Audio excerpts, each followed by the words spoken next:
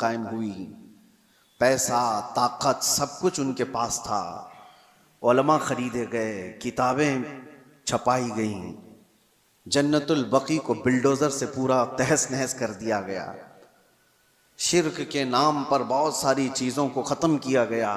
तो ताकत थी, हुकूमत आई, और एक दो नहीं हजारों लाखों की तादाद में उनके अकीदे की बोली बोलने वाले लोग पैदा हो गए।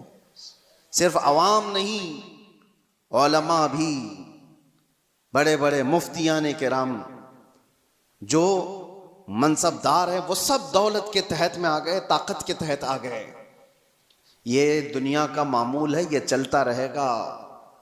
कल को आप भी देखना, जब कोई पावर में आएगा तो उसकी तरफ बहुत सारी कौम हो जाएगी। वो बहुत रेयर लोग हैं जो अपने ईमान पर कायम रहते हैं, वो रसूलुल्लाह के दीवाने हैं। मेरे आका सल्लल्लाहु तआला अलैहि वसल्लम के सहाबा में उस वक्त आपको बिल्कुल इस बात का अपोजिट आपको दिखाई देगा। इसका अपोजिट, हुजूर ने जब ईमान की दावत दी तो सबसे पहले आपके पास आने वाले सहाबा गरीब थे, बहुत गरीब थे।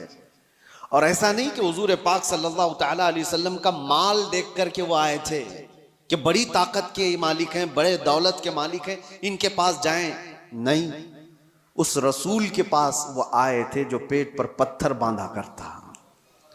वो सहाबा उस रसूल के पास आए थे जो फाका कशी को ज्यादा तरजीह देता।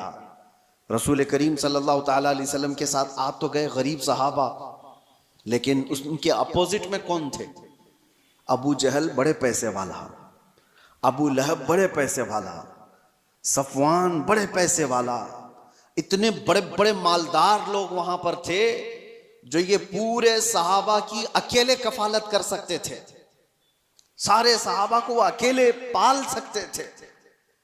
अब यहां पर मैं आपको बताता हूं, एक तरफ माल और पैसा और ताकत और कुव्वत है, और एक तरफ ये गरीब सहाबा की जमात है जो पीटी जा रही है, मारी जा रही है।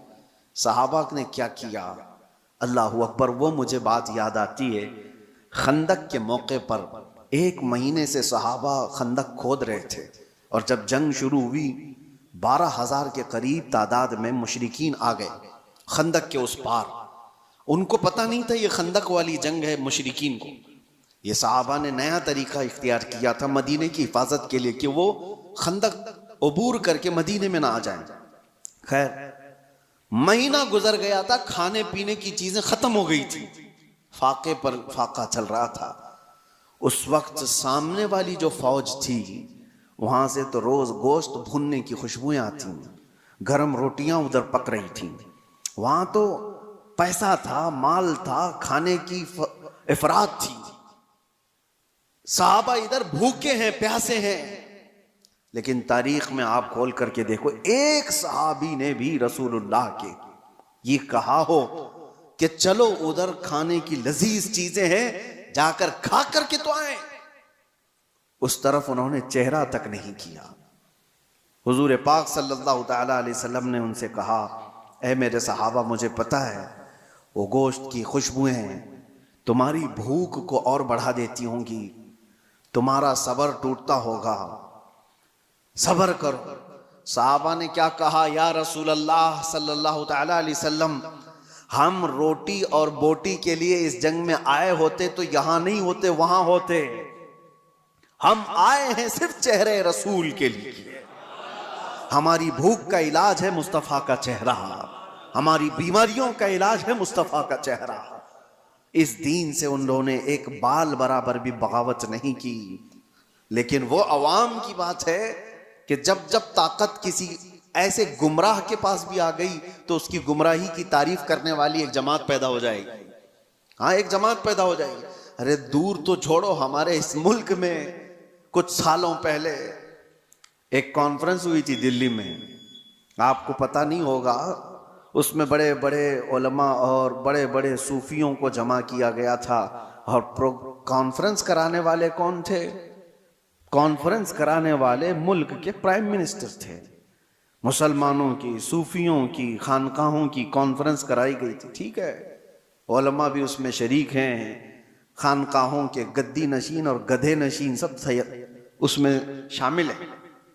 और शुरू हो रही है कॉन्फ्रेंस, तो मुझे हैरत होती है। कसीदा पढ़ने वाला कोई मौलवी कसीदा पढ़ता है बादशाह की शान में, खुदा करे कि तेरी उम्र को उम्र खिजर अता हो।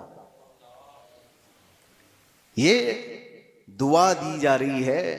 मैं ये कहता हूं मेरे अजीजों, ये सारा मंजर एक तरफ, लेकिन जो मैं बात कह रहा हूं, ताकत और सियासत जब आ जाती है तो बहुत सारे लोगों के अकीदे पर भी असर पड़ता है।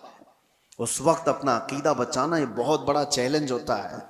आप क्या समझते हो, ये जो फिरके पैदा हुए दीन में, ये ताकत के असर से पैदा हुए हैं। जब सियासत पर, हुकूमत पर कोई गुमराह बैठ जाता है तो वो अपना अकीदा सब पर थोपने की कोशिश करता है। मुअतज़िला की जमात आई, मुअतज़िला एक फिरका है, वो कुरान को अल्लाह की मखलूक मानते थे कि कुरान फना हो जाएगा। बहुत सारे उनके अकीदे गुमराह थे। जब वो पावर पर आए, खलीफा